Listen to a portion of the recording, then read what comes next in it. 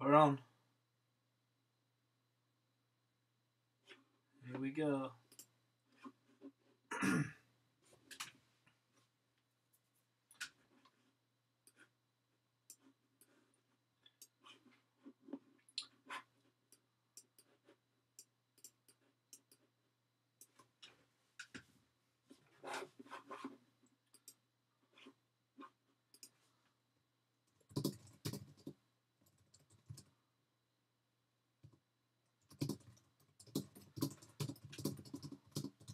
Somebody tell me that you can hear me.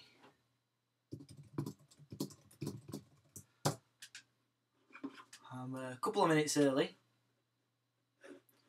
Hey, Roshan, this is for Year 11 though.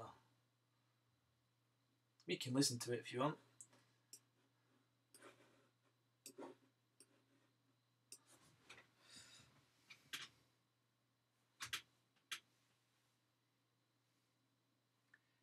It's for you, Ebony. Year 11. Thanks, Roshan. Glad you can hear me.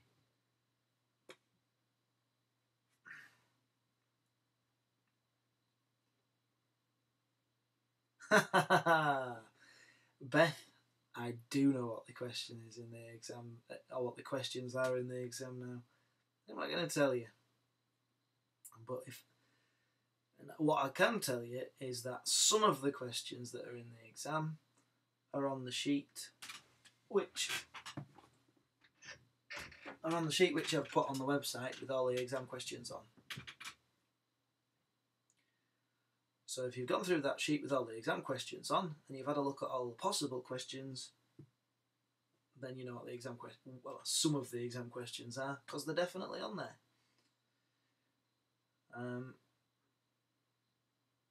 I'll tell you exactly what to do, Beth, which is what you should have done to this point. Go through all those exam questions like I told you in the lesson, get to the ones that you're stuck on, focus on those ones. If you already know how to answer it, you're alright. There we go, there's a question we go through the different question types. Right, okay. So what I'm going to get on my screen is I'm going to go through a blow-by-blow account of literally what the questions are. So, first question is, describe something. Describe two features of something. The first section that you'll come across is Whitechapel. So yeah, describe two features of something. I should warn, I have got this in case my young Wigglebottom decides he wants to wake up. So if I disappear, then it's because you'll hear it anyway. But yeah, the first question is describe two features, and it sets out the thing in the question. You need 4 sentences. That's it. You need to just name a feature, give a bit of supporting detail. Name another feature, give a bit of supporting detail.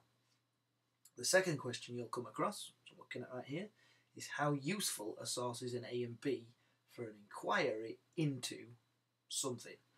Now, when you're looking at how useful question, you've got to look at the content. So, does it match your own knowledge? Does what it says in the question, in the source, match what you already know from your own knowledge about whatever it is to do with Whitechapel? And that can help you to decide whether it's useful or not. Because if it's saying things which you think, oh, hold on a minute, don't know about that. Or if it's saying things that you go, yeah, I know that's true, that gives you an idea of how useful it would be to a historian. But you've also got to look at the provenance of the source. So it could be from a newspaper. Newspapers are designed to sell. Could be from a magazine. Or a penny dreadful.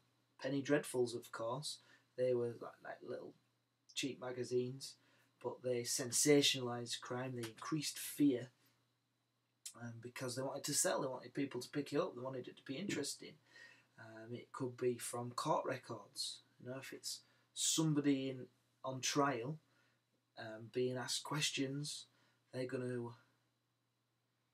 maybe speak in a certain way. If they're on trial, if they're a witness in a trial, then they maybe have a reason to say one thing or another. So don't just look at the content and think, do I know this from my own knowledge? Also look at the provenance of the source. Where did it come from?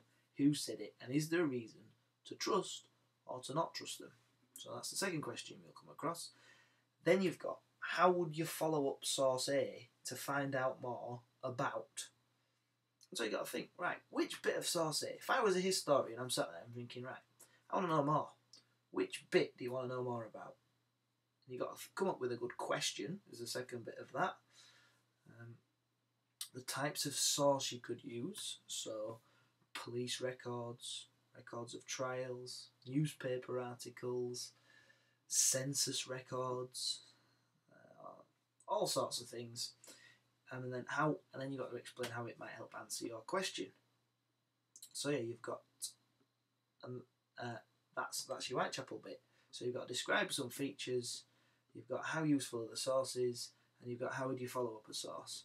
And then you're into the crime and punishment proper. So you've got question 3 is explain one way in which something was different to something else. So you've got 2 time periods. So on my epic sheet on the website, if I copy and paste the link into YouTube here, and I'll come back to all your questions in a bit, but I've just copied the link to the essentials page. On there, you'll find an epic sheet with crimes, punishments, law enforcement, trials. If you know what was going on in each period, you'll be able to talk about how things were different. What else we got here? So the next question, that one, by the way, was just a 4-mark question. Explain one way in something. This one's explain why. And it's in a certain period. It'll always name certain years. So it might be 1500 to 1600. It might be 1900 to the present day. And it will give you things in the question in this one. So it's giving you bullet points. You do not have to use those bullet points. Don't get hung up. If you're making notes whilst I'm talking, write in there now. Don't get hung up if you look at the bullet points and you don't know what to write about. If you do, brilliant, you can include it. But sometimes they can be more confusing than you want them to be. And you do not have to use them to get top marks. So in this question, you want to make sure you've got at least 2 factors, because it's explain why. Here's one reason why. Here's another reason why. Where are you going to find reasons why? Well, again, on that epic revision sheet, get to the bottom of the revision sheet, and I've written about the different factors and how they affected things through time. So you want to look, sometimes new technology affected things in the modern period quite a lot. In the start, religion had a massive effect. In the first half of in the medieval and the early modern period, new technology starts to come in the early modern period with the printing press, which spreads ideas around a lot more. Into the Victorian era, technology a bit more.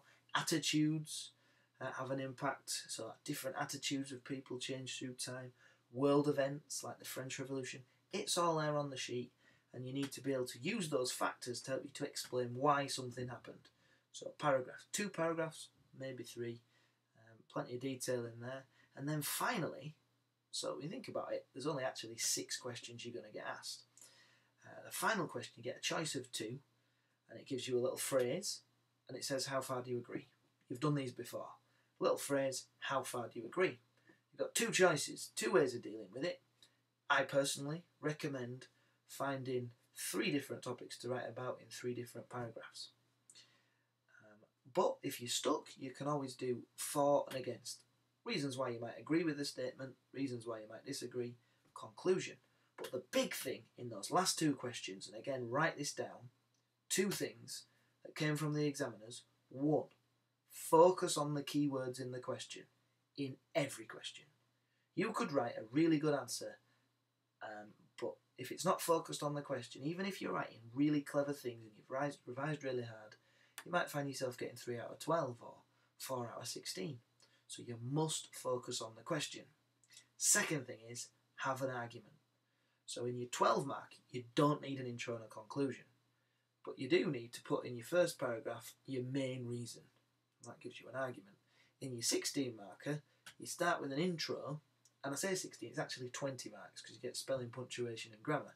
You start with an introduction, which tackles the question. I agree massively with the statement, or I disagree, or I agree to a large extent, or I disagree to a small extent, or whatever it is you're coming up with. That one sentence, you should be able to read it and go, I know what their argument is. And that's it. So focus on the question, have an argument for those last 2 questions specifically, And a big recommendation, if you're not sure, focusing is so important. I'd have a highlighter pen. I'd highlight the question, the key words from the question, so you have to think about it. What do I need to make sure I mention? You cannot repeat the key words too many times. It is literally impossible. So you underline them, think, right, these are the ones, and I'm going to use them time and time again.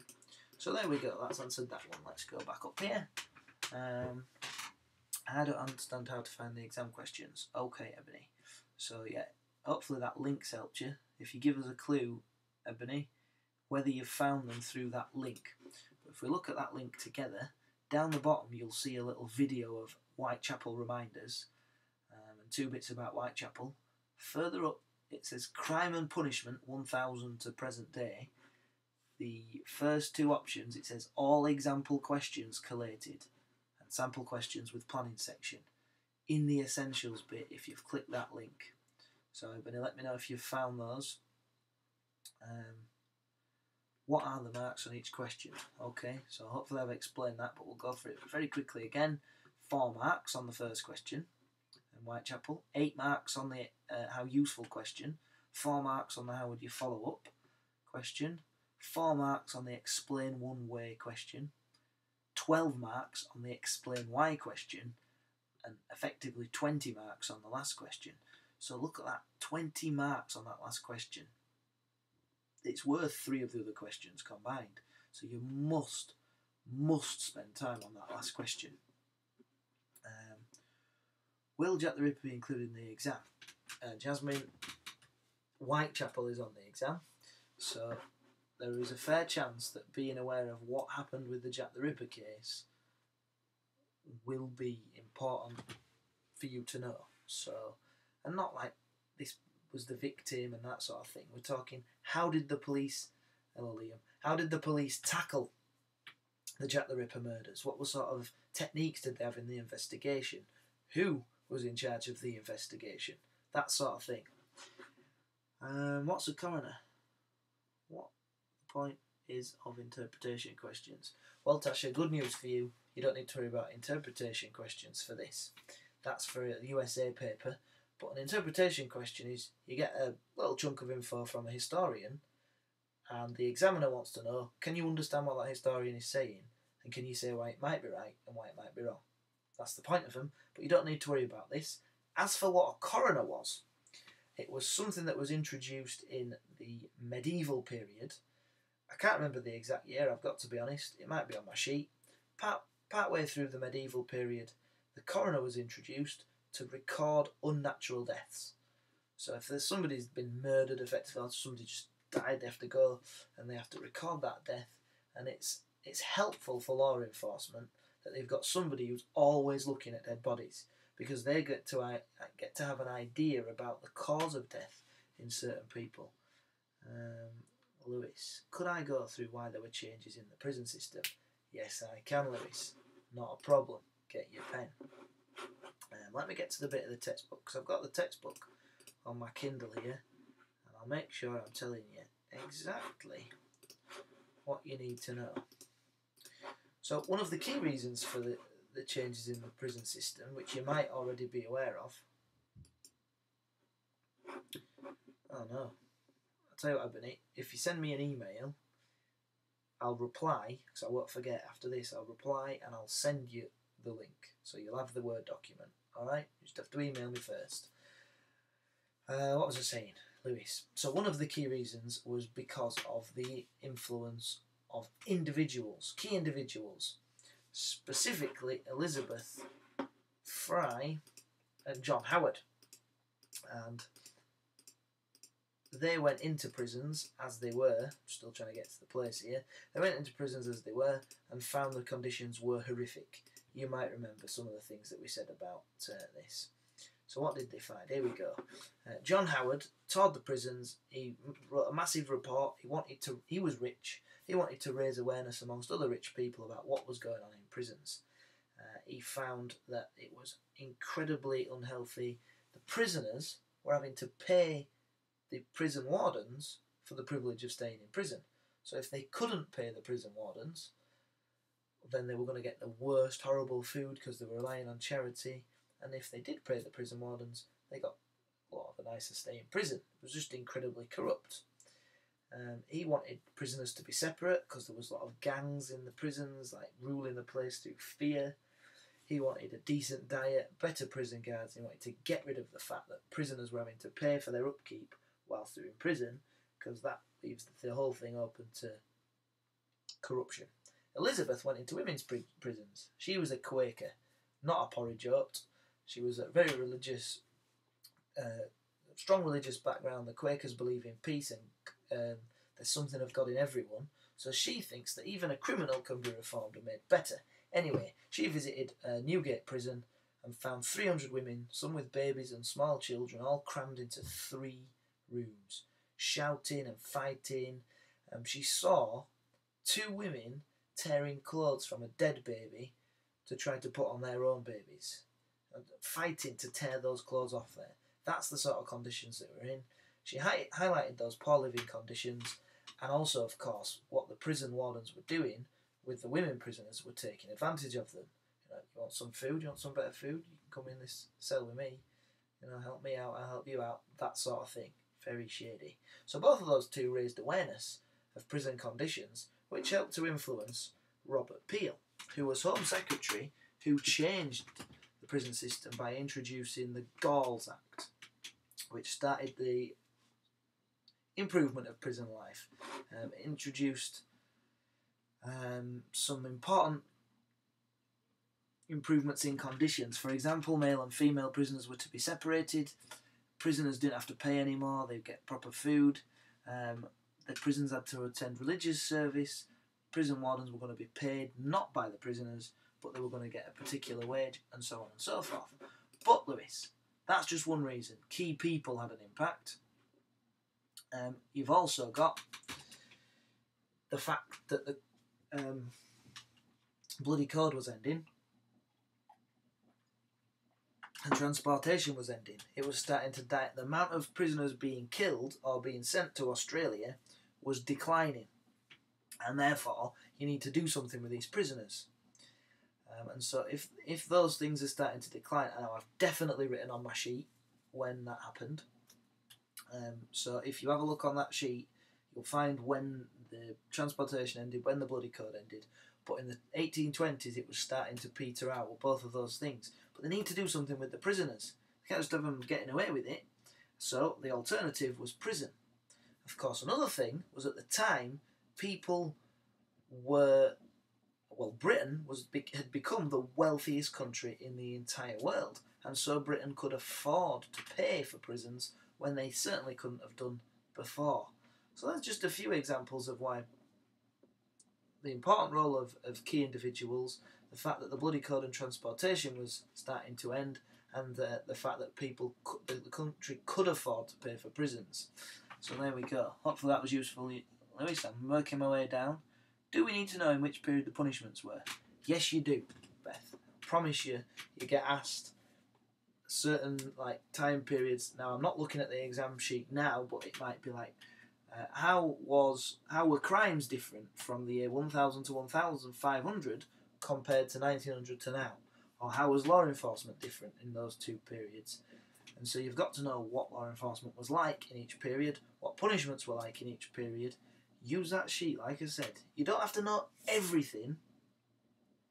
You need to know certain bits. So, hold on a minute. Right, where are we up to? Can you do the 16-mark question first, or do you have to do it in order? Sam, I would strongly recommend, because what happens, some teachers, your teacher, I know I'm your teacher, Sam, but for others, might have told you, yes, do the 16-mark question first. And if it works for you, Sam, try it out. Personally, though, I find that if that happens, students miss questions earlier on. And you can probably write 1 or 2 sentences in a question and just get a couple of marks. So instead of going to the 16-mark question first, go to the start, do your 4-mark question, do your 8-mark question, do your 4-mark question, but for maybe some of the 4-mark questions, don't write very much. just write a couple of sentences, rush a couple of the format questions, get to the 16-mark questions, spend a bit of time, and hopefully at the end you can come back and do the format questions. But with one sentence you'll get a mark or two. So it's worth not doing the 16-mark question and forgetting about the ones before. Could I talk? Yes, Ailey, you could talk about the Bow Street Runners. They're all about law enforcement, of course. Because we're talking about... if you're talking about the introduction of the police, the Bow Street Runners were important. They sort of set up their own version of the police. Liam, yes, the exam is only on crime and punishment. Now then, Callum, good to see you. Whitechapel too, Liam. Oh yeah, well, crime and punishment, Whitechapel. It's all in the same bit. Right. Okay, so I'm just going to have to go through doing a bit of blocking. That's that sorted out. Perfect.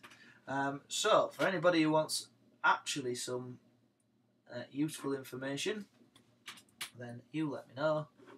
I'll pop that on. So I've run out of questions that you've given me on there. Oh no, I haven't, because I've missed out Ebony. Was Robert Peel in charge of the Jack the Ripper case, or did he just end the bloody code? The second one. He ended the bloody code, but that's not all he did. Robert Peel, he was eventually Prime Minister, but he did all of the stuff that affected crime and punishment when he was Home Secretary. And when he was Home Secretary, he introduced the Galls Act, which started to improve prisons. We've talked about that. He also introduced the police force. Do you want me to talk about the Bow Street Runners, Ailey, by the way? Because I'll explain to you about the Bow Street Runners if you want. But can I talk more about sources that you'd follow up for the Whitechapel questions? Which type of sources? Yes, I can. Right, okay. I talked about the Bow Street Runners as well as that. So types of sources, it usually boils down to... You could probably get 4 or 5 and you'll be alright with choosing these. So census records, every few years... every 10 years, everybody's got to fill out a census. By law, you've got to fill out honestly. And that gives you an idea of wealth, religion, age, all sorts of things. Census records can tell you about living conditions and where people lived. So that's sometimes useful. It tells you about people and their wages and that sort of thing. Police records will tell you who was employed in that area. It will tell you about their beats that they used to walk on. It will tell you about arrests that they made. So it will give you an idea of crime rates, although you've got to take it with a pinch of salt because it's only the people who got arrested. And as you'll know, sometimes people misbehave at school and don't get caught for it. It's the same with criminals. You could look at trial records that give you an indication of the sorts of crimes that were a problem at the time. You can look at national newspapers, local newspapers. Local newspapers will be very knowledgeable on the certain area of Whitechapel. It'll give you an idea of the feelings at the time that people were expressing, how they felt about crime, that sort of thing. So yeah, there's just some ideas of what you could do. Right, Bow Street Runners you asked me about. So I'll go and search. Building search index. Bow Street. So I'll get there on my... Here we go. So the Bow Street Runners were important because they helped to create the police force. Basically, the Fielding brothers took over Bow Street Magistrates Court in 1748 and realised that more was needed to do to reduce the crime on London streets. There were loads of people living in London at the time. They needed to do something because it was just getting out of hand. And so what they did, they thought it would, if crime kept rising, they thought it would cause a breakdown in society because thousands of people were flooding into London. They blamed the corrupt politicians. They were a bit like superheroes, if you like. Ordinary people, superheroes. Don't write that in your exam. But they came along and said, we're going to sort this out. One of the things that they helped with is they introduced a horse patrol outside London. Now, we know that highwaymen had been a problem before. If you introduce before law and order was sort of, it happened in this town, it happened in this village, this city, but between the towns and cities, there was nothing to keep law and order. So this is something that highwaymen exploited by setting up and robbing people who were travelling between the towns and the cities and the villages. But around London, the Fielding brothers introduced a horse patrol to go around basically patrolling to stop highway robbery. And they actually stopped it for a bit. When it stopped, the highwayman problem increased again. So yeah, the Bow Street Runners were part of the Fielding brothers' attempt to catch criminals. They patrolled around London streets on the evenings. They investigated crimes. They even presented evidence in court even. But perhaps the biggest thing that the Bow Street Runners did, and the Fielding brothers, Bow Street Runners, is they introduced a newspaper called the Hue and Cry. See what they did there? See why they've called it that? And in there they'd publish information about criminals that they were looking for, about crime and about stolen goods. A bit like industrial period Watchdog or Crime Watch. And people would read those for entertainment, but it would also help them to find the information that they were looking for. And magistrates and gaolers, people looking after prisons all across the country, would pass on details to the Hue and Cry because they wanted to maybe find a criminal. So it was the first national network of information, was the Hue and Cry newspaper. Really good. Okay, so I'm going back up now. Do you need to know a few punishments from both times?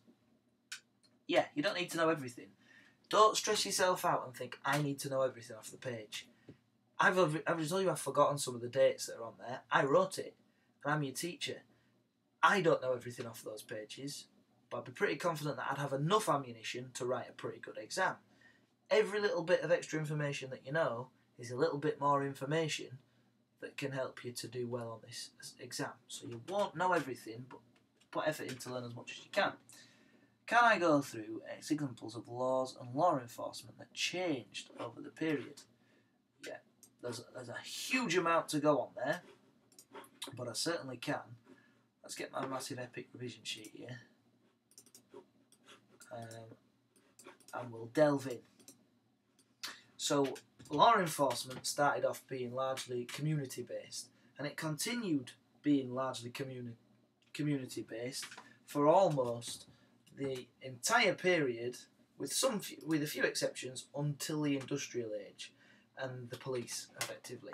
And the whole reason why law enforcement had to be based on the community doing a lot of it is because the society, Britain, could not afford to pay for taxes or pay enough taxes to upkeep the police. And people didn't really want to have to pay so much to upkeep a police force.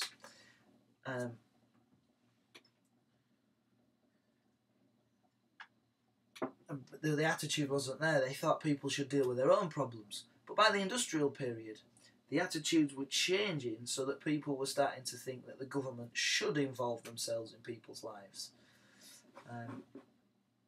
So in some changes in law enforcement over the time, well, they introduced town watchmen and sergeants in the early modern period for the towns to look after law and order there, because tithings and the hue and cry, they weren't working in towns. There were too many people. We've talked about coroners to record unnatural deaths partway through the medieval period. We've talked about the Fielding brothers, of course, in the industrial period, and the biggest one was the police force. Of course, the police force originally, they blew whistles to attract attention. They walked beats. They weren't particularly well trained. The police now, incredibly well trained. They've got helicopters, they've got phones, they've got walkie-talkies, they've got cars, they've got body armour. They're incredibly well trained. They've got a police training college. If I go right back to the start again, the sheriff was in charge of crime in the Shire. After 100 years, 200 years or so into the medieval period, in the early to middle medieval period, the village constable was introduced, volunteered for a year to lead the hue and cry. So there we go. Alright, where am I going? Can you go through examples of laws as well? Loads of laws changed. It depends on the ruler who was in charge and what they wanted. So big changes in law. They introduced the heresy laws towards the end of the medieval period, which made it illegal to criticise the government and the church, well, the church especially. Brilliant, Harry.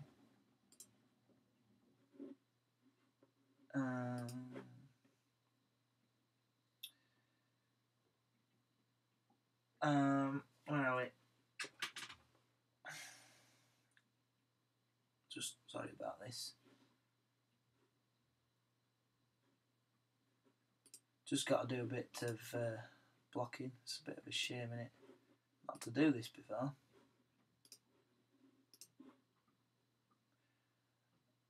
Yeah, Ebony. Once I've finished, this is all uploading, by the way.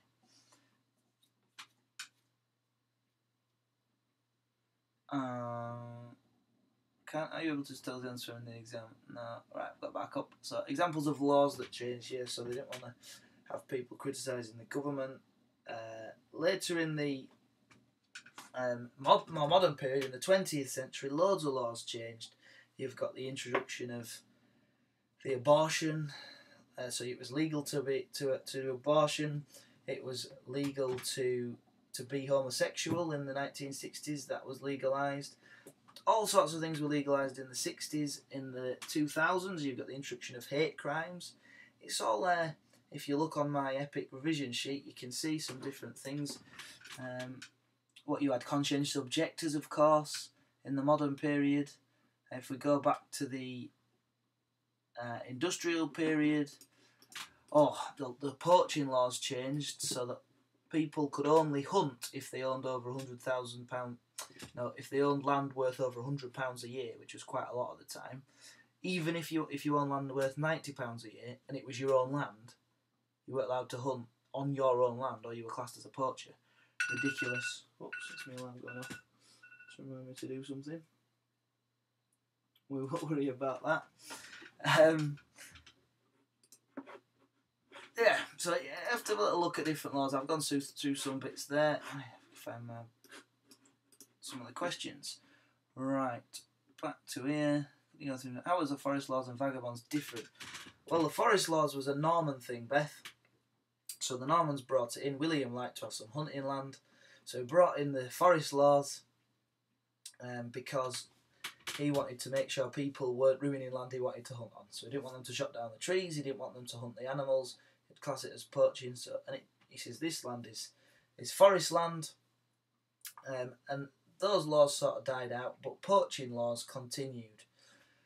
Vagabonds were something different. Vagabonds were an early modern thing, and you can think about vagabonds. Don't write it in your exam, but you can think about vagabonds a bit like the Tudor equivalent of being a chav.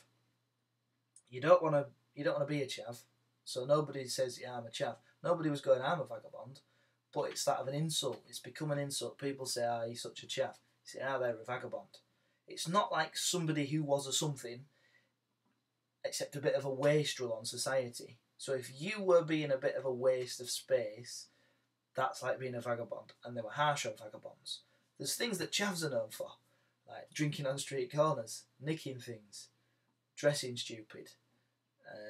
They have that sort of reputation, but you might be somebody who looks like a chav who doesn't do those things, and you just get tarred with that same brush.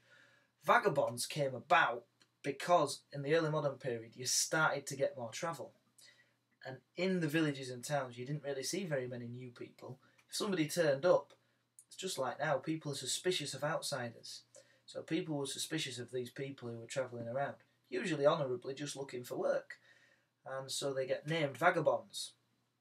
And some of the vagabonds were actually criminals, some of the vagabonds were beggars, most of the vagabonds were probably just people who were genuinely struggling to find work where they lived, so they felt they had no choice but to get up and move to find work somewhere else, to try to. And that's why more vagabonds were convicted and punished in times of bad harvest. So yeah, there's a bit on vagabonds. Where we go? No less than I thought I did. Beth, don't stress. You're not going to know everything. I'm going to tell you stuff that you don't know about because I've taught it a number of times. So you'd hope that I'd know more. The more that you know, the better it will be. That's all you've got to do. You can only try your best. A bad harvest, Ebony, caused crime more in one year than others because if people now lose their job, and this is one of the factors you can talk about in some questions. If you lose a job now, you get benefits, you get money. Then if you lost your job, you're not getting any money. So that could mean starving. And in times of bad harvest, there's less jobs to go around, less people needed in the fields to work. The landowners who grow the crops don't have as much money to go around to pay for people to give them jobs. So people struggled more in times of bad harvest. And when the option is steal something or starve, people would often go to crime instead of starving. Especially if you've got families, you've got other people to rely on. The Derek Bentley case was really important. It happened in the 50s. I can't remember exactly when, because like I say, I can't remember everything, but I'm just going to look it up for you. It happened in 1953. He was hanged for the murder of a policeman. The problem was, he had the mental capacity of a child. He had very strong, lots of really severe learning difficulties. And Derek Bentley didn't actually shoot the policeman. He was with a lad who was 15. I think Derek Bentley might have been 90, but he was older anyway. Yeah, he was 19, I've just said that. 19 years old. He was with a 15-year-old. They were robbing a warehouse. Policeman came to arrest him. The policeman asked for the gun from Derek Bentley's 15-year-old accomplice, and Derek Bentley said, let him have it. Now, Derek Bentley's lawyers would argue that he meant let him have the gun, but the people prosecuting him chose it to mean let him have it, like that. Anyway, whatever he meant, we don't know, because there was other policemen there as witnesses. The 15-year-old shot the policeman and killed him. Because he was 15, he escaped the death penalty. Derek Bentley, for his role, they always saw the death of policemen, especially, they dealt with that severely in terms of giving out capital punishment. So Derek Bentley, despite his mental age, despite his severe learning difficulties, despite the fact that he didn't actually kill a policeman, and despite the fact that he might have meant let him have the gun, he was executed. And it caused massive outrage across the country. It was in all the newspapers, and it helped to change people's minds about whether or not we should have the death penalty. That's why. Does the question specify which time period we should write about? Yes, it will say. I mean, I'll have a quick scan at the questions, because I'm looking at them right here. So for the Whitechapel bit, you don't have to worry, because it's just the Whitechapel bit, the late industrial period. But yeah, it asks you explain one way, and it gives you time period specifically to look at. It explain why something, and it gives you a specific time frame. And then the last question, in both examples, it gives you a specific time frame. In the 16-mark questions, both of them are over about one's over 200 years, and the other one's over 400 years. So that's why you need to know what happens. It's always asking about changes in different periods. And this one, the 12 markers over 100 years, and the other one asks about a massive span of time. There's lots to choose from on that question there. So yeah, you have to know what happened in different times. Beth, just try your best. If you've listened to this and you've revised, which I know you have done, and you don't do well tomorrow, it's not your fault, is it? It's my fault as the teacher. I've got to be teaching you better. If you've worked and tried your best, that's all we can ask for. On the 16-mark question, no, Reef, it will give you a statement like, I'm trying not to say the questions, but so this you can say is definitely not the question. In the 16-mark question, it could say something like, oh, we've done one of this, like local communities had the biggest influence on law and order in the medieval period. How far do you agree? Okay, so it gives you a statement, it asks you how far do you agree. And as I've said already, you can go for I would recommend, one factor, another factor, another factor. Of course you've got to do the factor in the question. Intro, one factor, another factor, another factor, conclusion. Or if you're stuck, you can do intro, for, against, conclusion. But make sure you set out your argument in your intro and have a detailed conclusion. Met the examiners a couple of weeks ago, Mrs. McFarlane did. They had a big message for us. 1, focus on the question. 2, make sure you have a detailed conclusion. Those were 2 bits that they really wanted us to get across. How many papers are there? There's just one paper. It's got Whitechapel. It's got Crime and Punishment on it. Can I explain the main crimes and punishments in the main eras? Well, I've made that sheet. I'll be there all night if I do that, Ebony. So, like I say, if you email me, I will reply to your email with my sheet with all of this stuff on if you're struggling to get it off the website. And you can see all the main crimes and punishments because it's set out on there. Oh, looks like I need to do some more blocking. Send that one.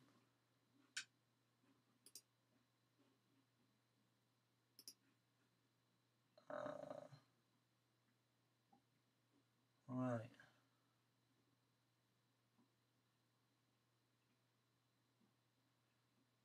Can you rewind the stream faster? I'm running where I'll get to. How long do we have in the exam? An hour and 15 minutes. I've lost where I'm up to here now. There we go.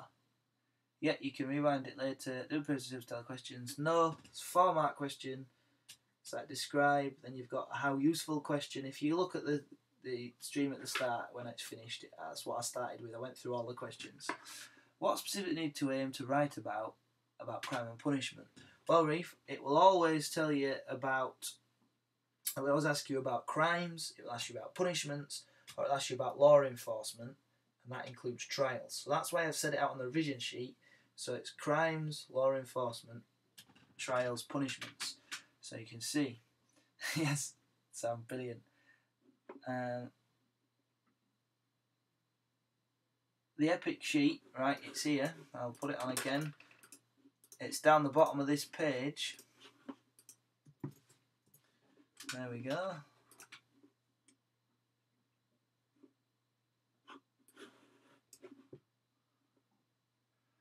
The separate but equal subject, the civil rights, not this time. It's just crime and punishment and Whitechapel.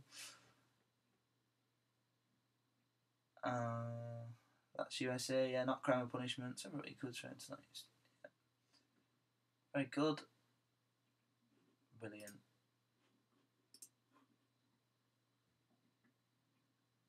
So it's just on crime and punishment, yes. Brilliant.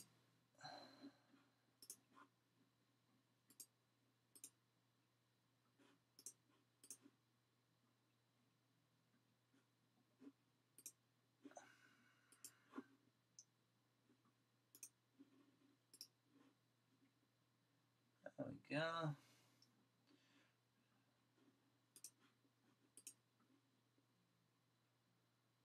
So, yes, I know it isn't, David. Don't worry about that. How long we should spend on the 16-mark question? At least half an hour. So you've got an hour and 15 minutes. You should spend at least half an hour on the 16-mark question.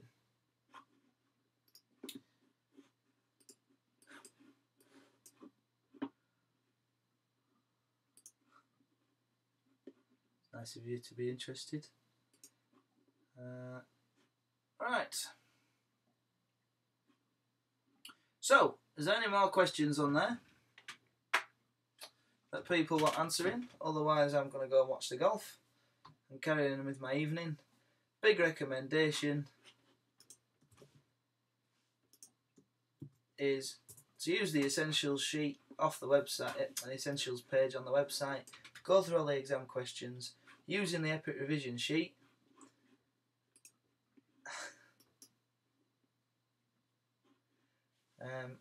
Using the Epic revision sheet to help you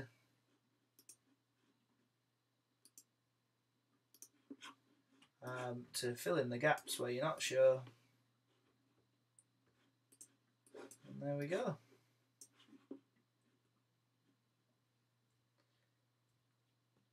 So unless there's anything else, what do I do if I forget what to put because that's something happens? Is there anything I could do? Yeah, you can think of ways around it.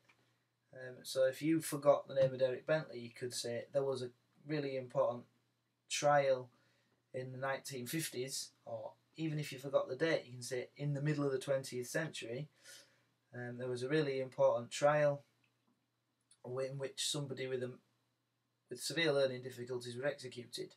You know, even though that's vague, it's still true. It's not as good as knowing the specifics, but you can think of ways around it. The Whitechapel section does come first, Sam. You're absolutely right.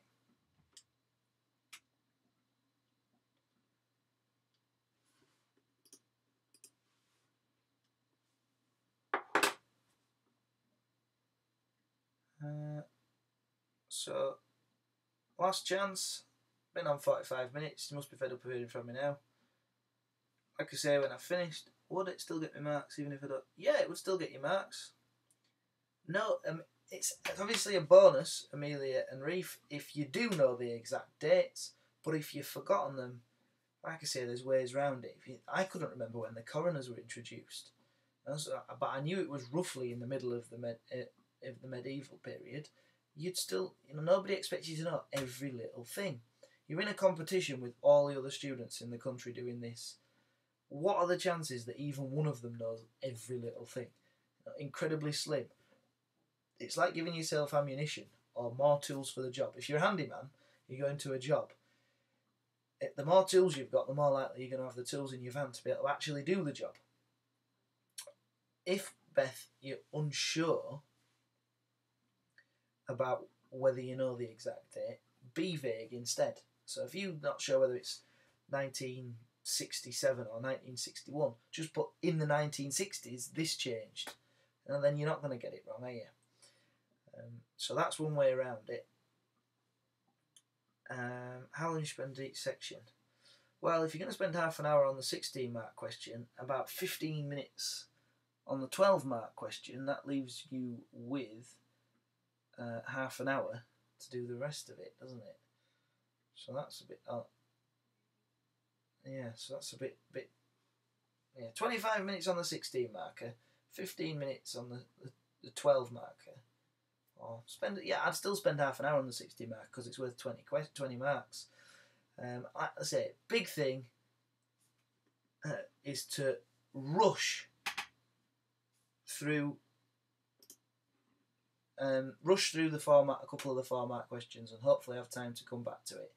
That way you can spend plenty of time on the questions which are going to mean the most. It's the 12 and the 16 marker, they're worth quite a lot. On the how useful 8 mark question, then there's 3 4-mark questions.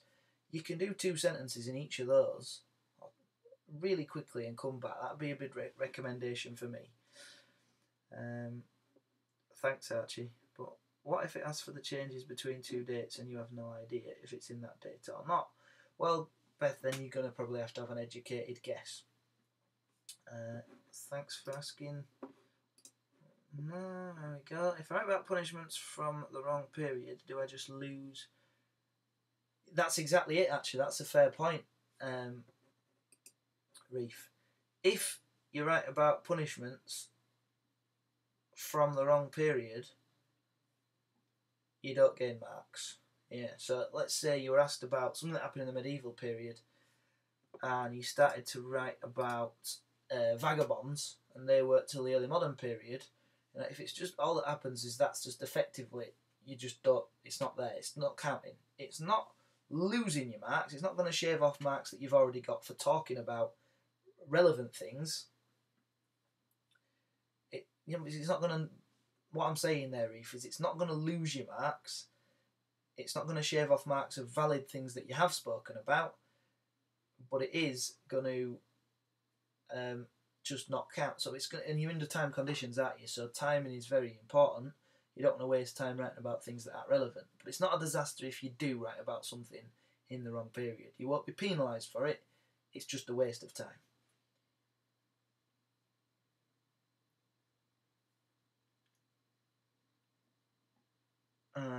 Yeah, exactly. Yes, you will be confused. It is difficult. Sentence starts using the answer about provenance. Okay, that's a good question, Sam. So in the how useful question, I'd say you can literally write, you have to take into account the provenance when assessing how useful a source is. There you go. But no. Of course you have to take into account the provenance when assessing how useful a source is. So let's say it's in, you tell me a source, a type of source, and I'll tell you what I'd write. I don't want to. If you happen to choose one of the types of sources that's actually in the question, fair dues. I'll still tell you it.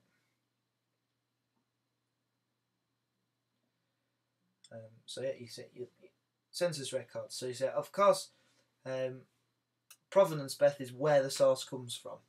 Who wrote it, the date it was created, and what type of source is it, that sort of thing. So you say, yeah, of course, you do have to take into account the provenance of the source when looking at census records. It tells you a lot of factual information, and it's a legal requirement to answer it honestly. Of course, it doesn't tell you why. It just gives you the information. And so there's a lot of information there that we're missing. So there we go. To the 12 marker, you have to give 2 or 3 reasons. Ideally, you'll give 3. 3 different factors in 3 different paragraphs. But you might get there and you might think I'm running out of time, or I can't think of 3. Then you can just do 2, come back at the end. Exam's an hour and 15 minutes. You only need a line of reasoning in a question that has nothing to do with, like, in the other questions. In the crime and punishment questions, the 12 and the 16 marker, it's where you're asked to explain why. You have to have a main factor in your 12 marker, and in your 16 marker you have to have a main factor, but an intro and a conclusion that it would say. Census records, Callum, that's just, so every 10 years the whole country gets sent a census. You have to fill it out honestly, and you have to write how many people live in your house, what your job is, that sort of thing. So it gives you an idea of poverty in an area, just basically everybody's personal details. So the government has it on record, helps them to inform what they're going to do to improve the country. The Derek Bentley case, he's the guy who had a lot of learning difficulties, and he didn't shoot a police officer, but he was executed because he was there when it happened, and he said let him have it. And it caused loads of controversy, because it was like, why are we executing him? He didn't really understand what he was doing, that sort of thing. So yeah.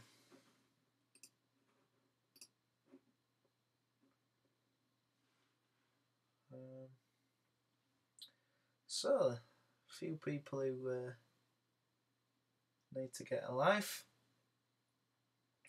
But hey, if that's how you spend your time, all good. For those of you who have logged on for reasons to actually help, Reef, don't be confused. All you can do is try your best. Just do your best. That's all you can do. The Derek Bentley case, I can't tell you whether it's specifically on a question. It's relevant to crime and punishment. It's just people kept asking me about it. If you're asked about the death penalty, so long as it's in the 20th century, it's important to know about him, about Derek Bentley, if it's talking about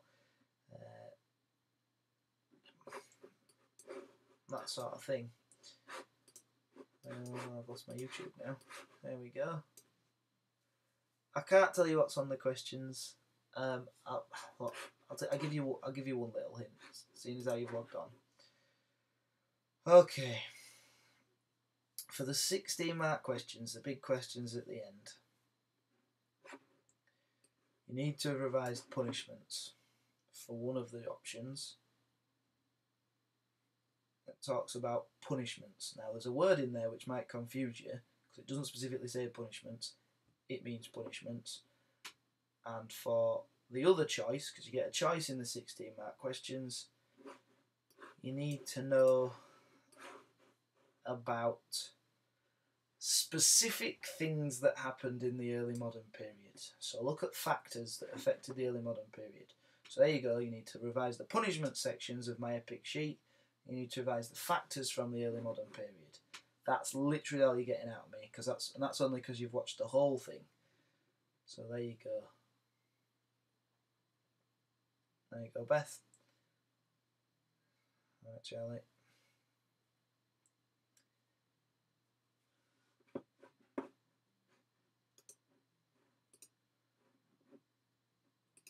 Conscientious objectors, because that was a brand new crime. It wouldn't have been a crime without the world event of the world wars happening. But because it did happen, and because they started to force people into the army, then you got people refusing to go into the army, and lo and behold, you've got a brand new crime that was created. So that's why it's relevant, because being a conscientious objector was a new crime that couldn't have happened before, because they weren't forcing people into the army. There we go. Right, I'm giving you last minute for any big questions. Just last thing, do not stress. The more you've revised, the more ammunition you've got. Just try in the exam. Focus on the questions. Get the one reason why. If it's asking explain why in the 12 and 16 markers, one reason why. Punishments in all the periods. There's a section on my epic sheet just about punishments. You know, 'cause it's going to ask you about changes, Reef. So you need to look at the punishments. Yeah, so if it says explain why, which it will do, you've got to have one reason why, another reason why. A pacifist, Beth, is a conscientious objector, somebody who doesn't agree with getting involved in anything to do with war. Yeah, make sure you've got a big conclusion at the end of your 16 marker that's fully explained and supported with a key bit of evidence.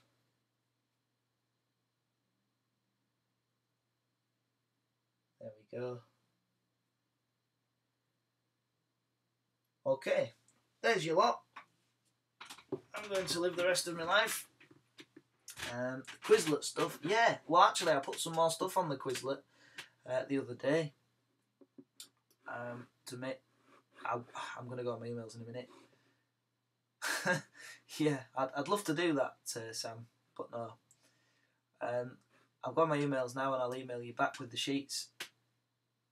I mean, I haven't been doing it whilst I've been doing this live, but I will do it right now before I log off.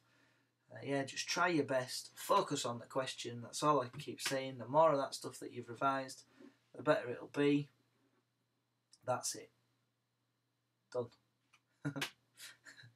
So, thanks very much. Hope that was useful. We'll do it before the real exams. The bloody code. Oh, snuck in a question there just before I was literally pressing log off. That's where they introduced in the early modern period and into the industrial period a lot of crimes that were punishable by death. Because they didn't have effective law enforcement, they thought, right, what we've got to do is if we catch a criminal, no, the bloody code isn't that. What you're talking about there, Ebony, is a blood feud. The bloody code was where they introduced the death penalty for loads of crimes. So the idea being, we can't catch criminals very often, but if we do catch them, we're going to make the punishment horrendous so that nobody else wants to commit crime. And there you have it. That's me.